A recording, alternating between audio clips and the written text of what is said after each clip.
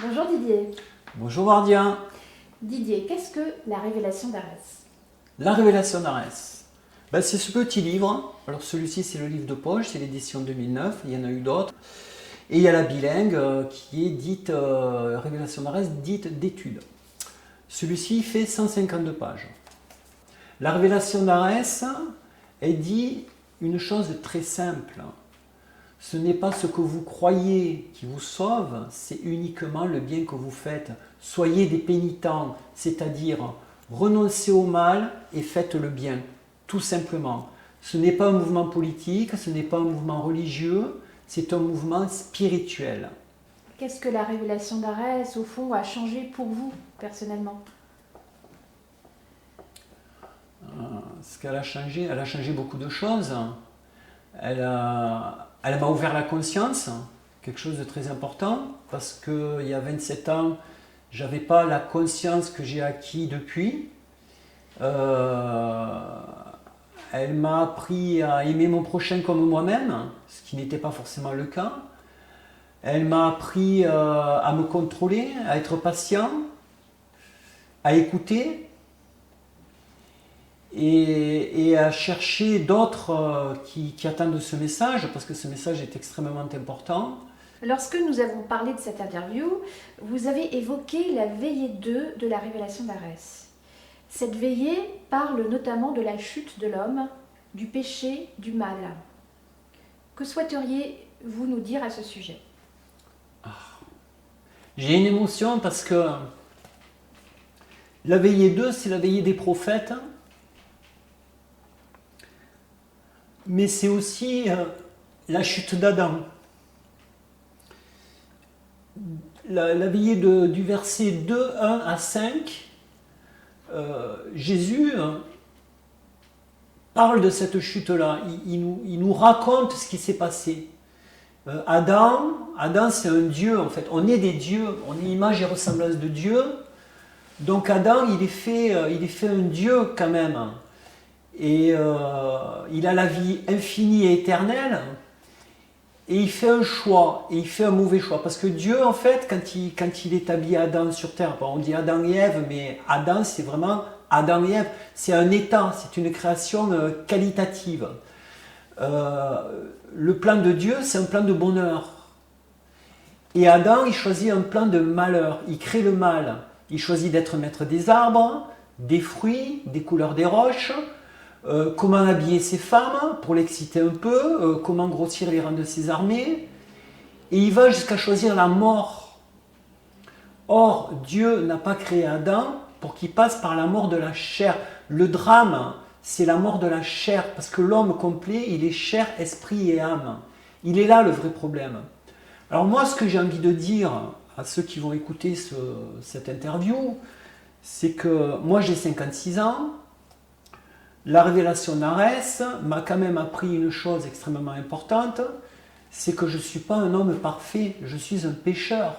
Mais je ne suis pas le seul à faire le mal. Toute l'humanité fait le mal. Dieu seul est saint, mais tout homme peut devenir un saint s'il le veut. En tout cas, il peut se rapprocher de la sainteté. La perfection, on ne va pas l'atteindre de ce vivant-là. Mais si on renonce au mal et si on fait le bien, on recrée l'image et ressemblance de Dieu. Alors il y a des hommes et des femmes sur cette terre qui ont fait des choses, qui ont fait du mal. Il y en a qui s'en culpabilisent encore, parce que la religion culpabilise. La politique culpabilise. Vous faites une faute, elle vous punit.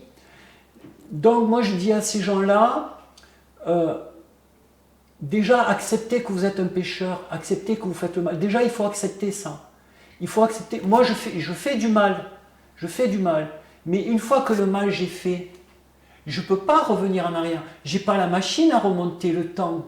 Ce qui est fait est fait. Il dit dans le livre, tombe, non, combat, relève-toi. Tu tombes, tu te relèves. Et si le péché que tu as fait te fait retomber, tu te relèves encore jusqu'à ce que tu en finisses avec lui. Et ça, on a la capacité de se transformer. On a vraiment cette capacité-là de renoncer au mal. Il suffit de vouloir. Il faut avoir la volonté d'être autre chose qu'un animal. Parce que l'homme, c'est un animal pensant dans lequel il y a cette force qu'on appelle Dieu, l'image et ressemblance. Il est en nous, il est en dehors de nous.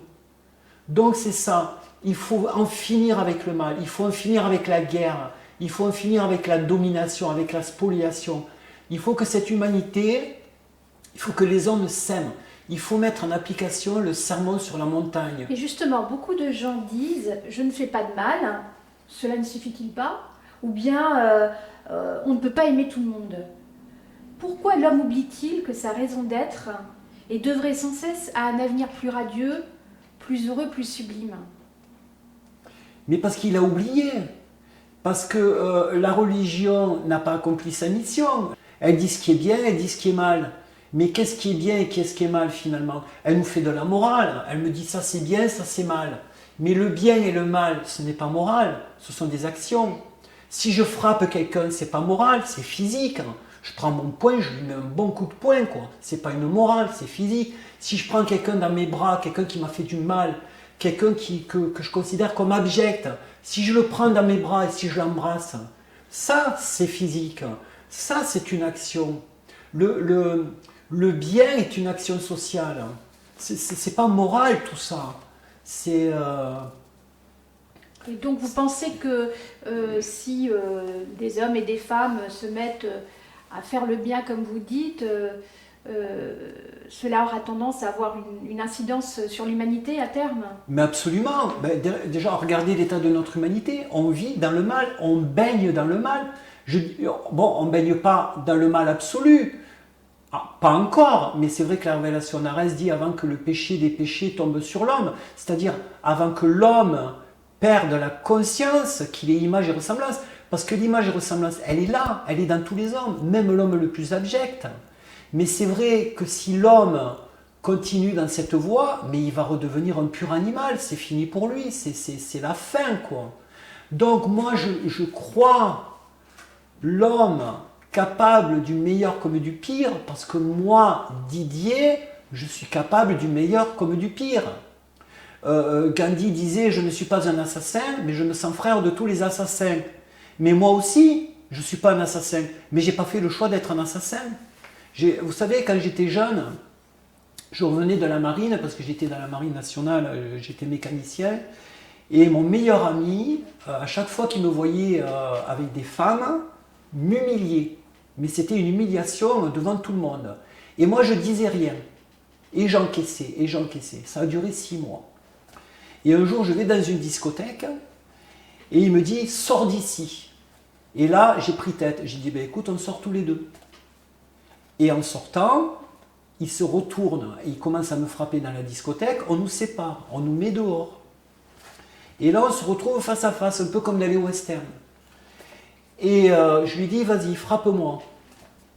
Il me rate. Je ne l'ai pas raté. Mais en fait, ce jour-là, j'ai failli le tuer. On a été obligé de me séparer de cet homme. Et il y a une expression qui dit, j'ai vu rouge. C'était pas moi, c'était autre chose. À ce moment-là, j'ai écrit quelque chose. Vous avez été submergé par votre colère? Oui, ce n'était plus moi. C'était vraiment un animal qui s'exprimait. Bon.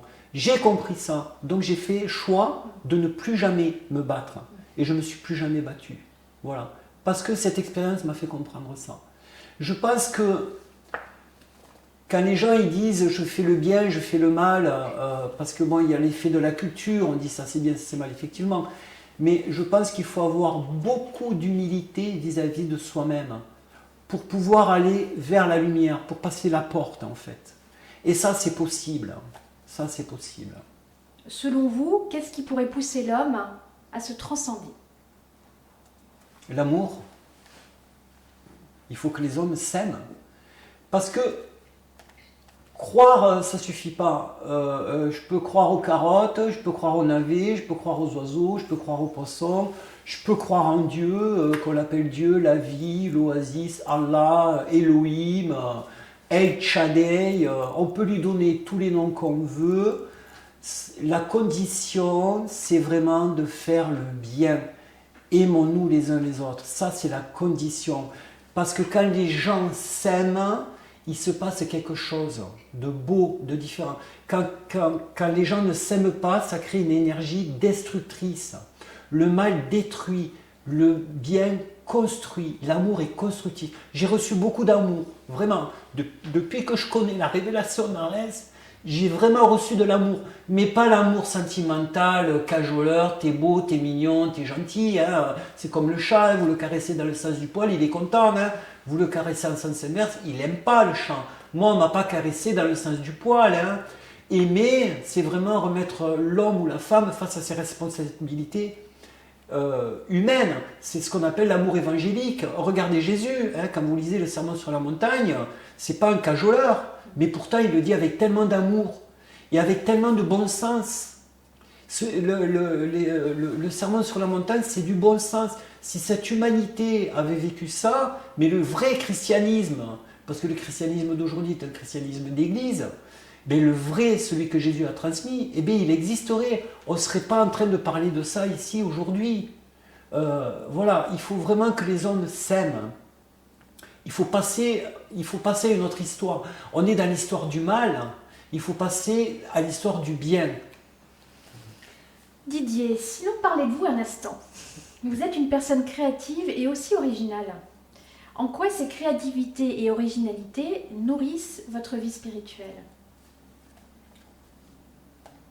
Je sais pas, comment dire. En fait, je vis ma vie au jour le jour. J'ai des moments où je suis créatif, j'ai des moments où je ne le suis pas. Je sais pas comment expliquer ça. C'est, je suis, tout simplement.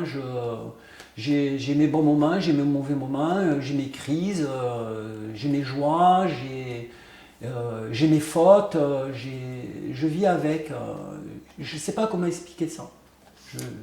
Bon, une dernière question. Admettons, si vous deviez parler au président de la République et lui donner envie ou le convaincre de lire la Révélation d'Arès, que lui diriez-vous ?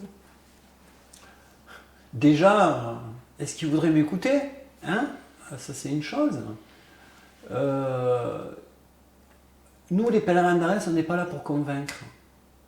On a un message et on le transmet.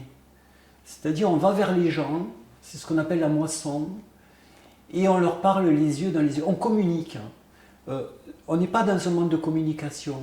La télé, la radio, les téléphones, les portables, on nous appelle ça la communication. Non, ça, c'est pas la communication. Les satellites, tous ces trucs-là. Non, la communication, c'est ce qu'on est en train de faire là. Les yeux dans les yeux, d'homme à homme, d'homme à femme. Voilà, ça, c'est la vraie communication. C'est une communion, en fait. Ben, je dirais au président ce que je suis en train de vous dire. Hein, en 74, en 77, Jésus et Dieu sont manifestés à un homme, ils lui ont livré un message.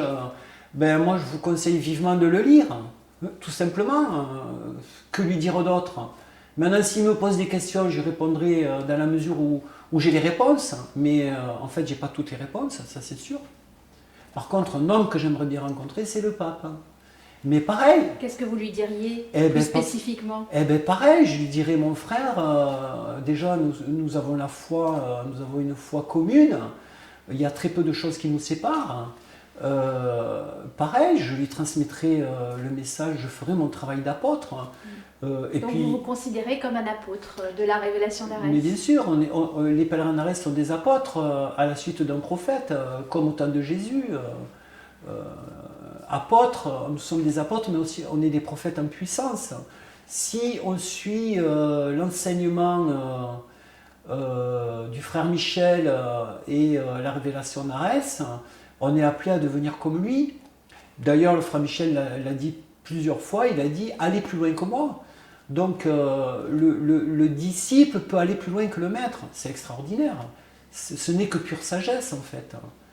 Et puis bon, vous me dites le président ou le pape, bon, c'est des frères comme les autres, mais ce que je leur dirais à eux, je le dirais à n'importe qui. Quand je vais dans la rue et que je parle aux gens, pour moi c'est un frère. C'est un frère, ce sont des pécheurs, on est tous des pécheurs. Donc descendez de vos trônes et rejoignez-nous, parce qu'on a besoin de vous. Voilà. Merci Didier.